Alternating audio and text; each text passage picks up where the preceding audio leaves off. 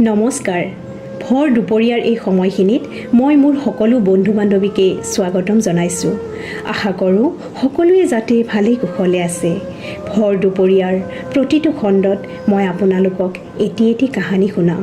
আচলতে এইবোৰ কাহিনী নহয়, আমাৰ সমাজত থকা কিছুমান মানুহৰ জীৱন সংগ্ৰাম। বলক তেন্তে আমি কাহিনীটোৰ মাজলৈ যাওঁ।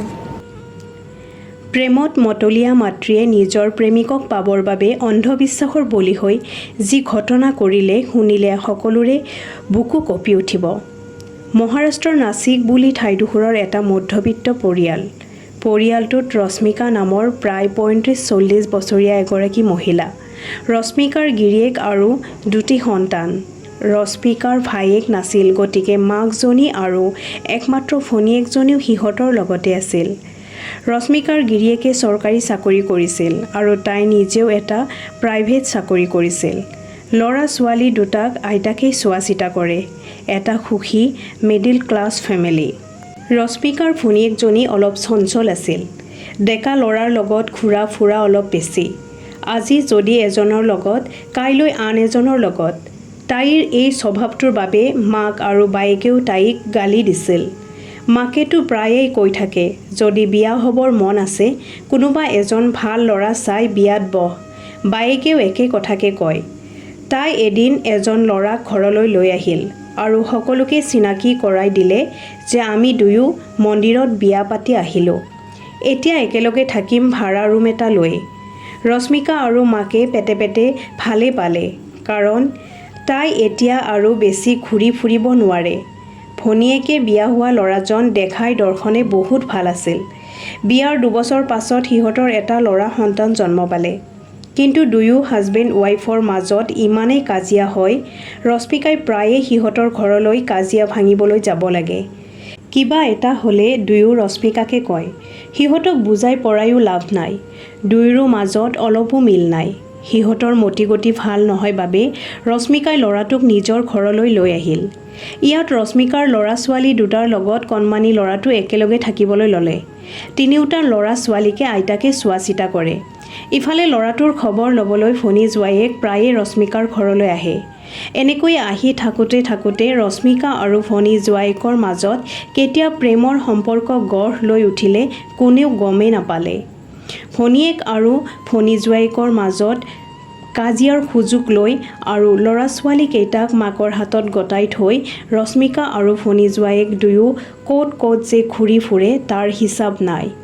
ইফালে ঘৰৰ মানুহেও সন্দেহ কৰাৰ কোনো কাৰণ নাই, কাৰণ নিজৰে ভনীয়েকৰ গিৰিয়েক, যিহেতু কোনোবা অচিনাকি মানুহ নহয়। ইফালে দুয়োৰো প্ৰেম সীমা চেৰাই ইজনে আনজনক এৰি থাকিব নোৱাৰা হৈ পৰিছে। দুয়ো সদায় কেৱল এটাই আলোচনা, কেনেকৈ কি কৰিলে দুয়ো একেলগেই থাকিব পাৰিব। ভনী জোৱায়েকৰ এজন বন্ধু আছিল। সেই বন্ধুজনে ইহঁতৰ সকলো কথা জানিছিল। সেই বন্ধুজনৰ ভাড়া ৰুমতে প্ৰায়ে ইহঁত দুয়োটাই লগ কৰিছিল। ইহঁত দুজনৰ প্ৰেমত সি বহুত সহায় কৰিছিল। ৰশ্মিকা আৰু ভনী জোৱায়েকে সকলো মনৰ কথা তাক কৈছিল। সি ইহঁতক ক'লে যে তহঁতৰ সমস্যাৰ সমাধান দিয়া বাবা এজন আছে। তেখেতে সাধনা কৰে। ভৱিষ্যতো কৈ দিব পাৰে। পৃথিৱীত এনেকুৱা একো সমস্যা নাই যাৰ সমাধান বাবাৰ ওচৰত নাই। এই কথা শুনি দুয়োৰো মনটো ভাল লাগি গ'ল। বাবাক লগ কৰিবলৈ গ'ল। বাবাক হাতযোৰ কৰি ক'লে যে বাবা, আমি দুয়োকে পাব বিচাৰোঁ। কি কৰিলে আমি দুয়ো এক হ'ব পাৰিম, তাৰে সমাধান দিয়ক। আপুনি যি কয়, যি বিচাৰে আমি সকলো কৰিম। মাত্ৰ আমাৰ মনৰ আশাটো পূৰণ হ'ব লাগে। বাবাই দুয়োৰে মূৰত হাত থৈ ক'বলৈ ধৰিলে, মোৰ ওচৰলৈ অহা কোনো ভক্তকে মই নিৰাশ নকৰোঁ। তোমালোকৰ সমাধান মই পাই গ'লোঁ। তোমালোকে এই জনমত এক হ'ব নোৱাৰা। এই কথা শুনি দুয়ো কন্দা কটাত লাগি গ'ল। তেতিয়া বাবাই দুয়োকো শান্ত কৰি ক'লে যে কিন্তু তোমালোকে যদি এখন পূজা কৰা, মানে ডাঙৰ পূজা, তেতিয়াহ'লে অহা জনমত দুয়ো পতি-পত্নী হিচাপে জীৱন কটাব পাৰিবা। কিন্তু শুনা, পূজাখনত প্ৰায় ১ লাখ টকা খৰচ কৰিব লাগিব। তেতিয়া ভনী জোৱায়েকে ক'লে যে ১ লাখ টকা মই এতিয়াই দিম বাবা। তেতিয়া বাবাই ক'লে, ৰ'বা, কেৱল পইচা কথাই নহয়, এই পূজাখনত দেৱী মাক 5টা শিশু উছৰ্গা কৰিব লাগিব। তেতিয়া দুয়ো উৎসৱ খাই ক'লে 5টা শিশু মানে?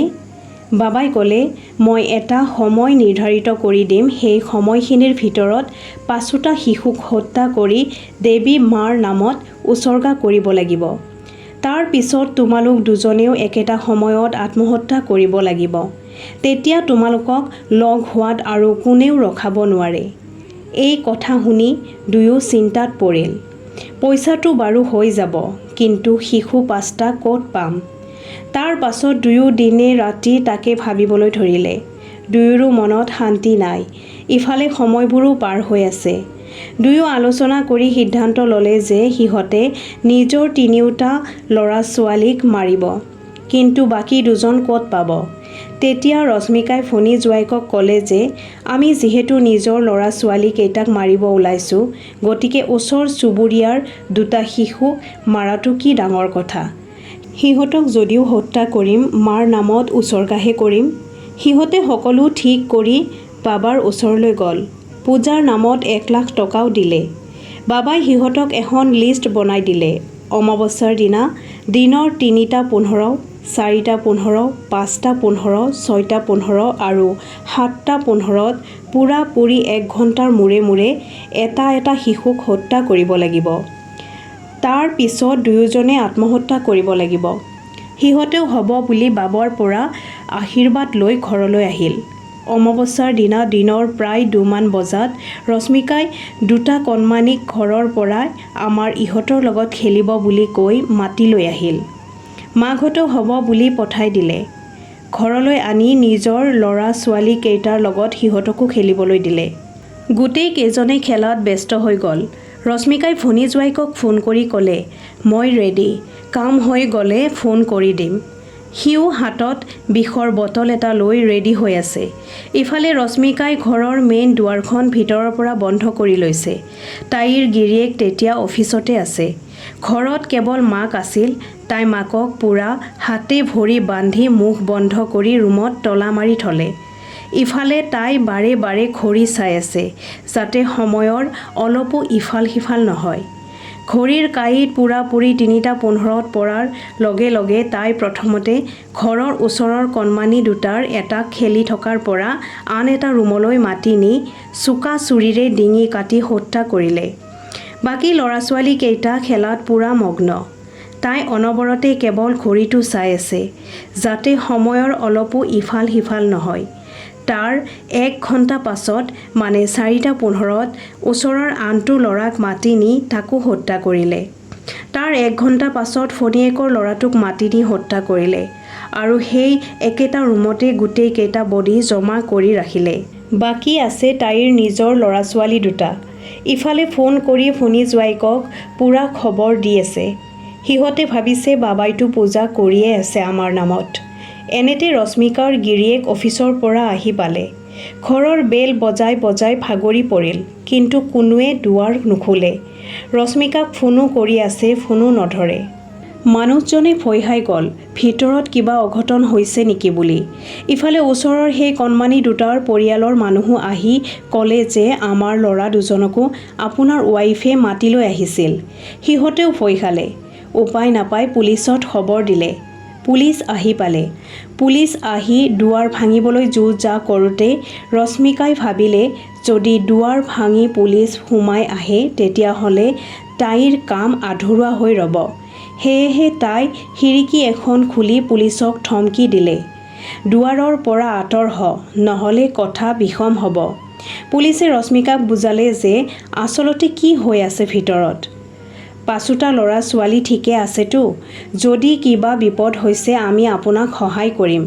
ৰশ্মিকাই ক'লে মোক একো সহায় কৰিব নালাগে, মাত্ৰ এই ঘৰটোৰ পৰা দূৰত থাকক। পুলিচ চিন্তাত পৰিল, ভিতৰত কি হৈ আছে বুলি। ইফালে কণমানি 2টাৰ মাক দুজনী কান্দি কাটি অৱস্থা নাই। পুলিচে ৰশ্মিকাৰ গিৰিয়েকক সুধিলে ৰশ্মিকাৰ মাথাৰ কিবা প্ৰব্লেম আছে নেকি। গিৰিয়েকে নাই বুলি ক'লে।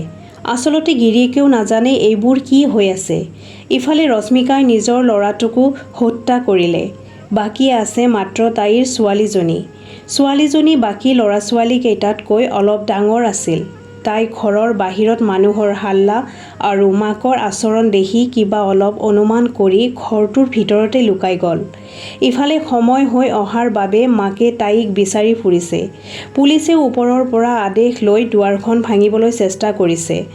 দুৱাৰ ভাঙি পুলিচ ভিতৰত সোমাই দেখিলে ৰশ্মিকাই হাতত চোকা চুৰি লৈ জীয়েকক পাগলৰ দৰে বিচাৰি আছে।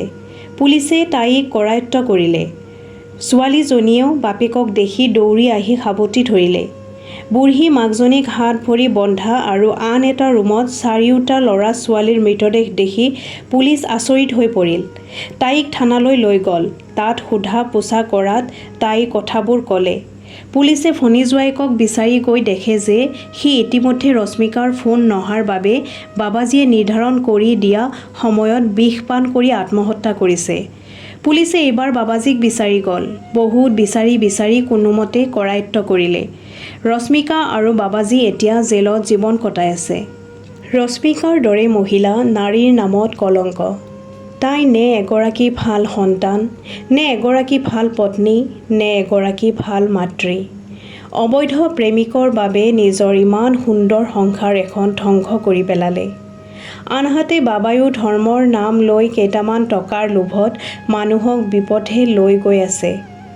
কিন্তু দুখ লগা কথা হৈছে এতিয়াও আমাৰ সমাজত ৰশ্মিকাৰ দৰে নাৰী আৰু বাবাৰ দৰে ভণ্ড বাবাই সমাজ দূষিত কৰি আছে। ভৰ দুপৰীয়াত আজিৰ এই কাহিনীটো ইমানতে শেষ কৰিলোঁ। আশা কৰোঁ আপোনালোকে শুনি ভাল পাইছে আৰু যদি ভাল পাইছে মোৰ চেনেলটো ছাবস্ক্ৰাইব কৰি দিব, লগতে লাইক আৰু কমেণ্টটো কৰিব, যাতে আমাৰ সমাজত ঘটি থকা এনেবোৰ সঁচা ঘটনাক কাহিনী ৰূপত মই আপোনালোকক শুনাব পাৰোঁ। ধন্যবাদ।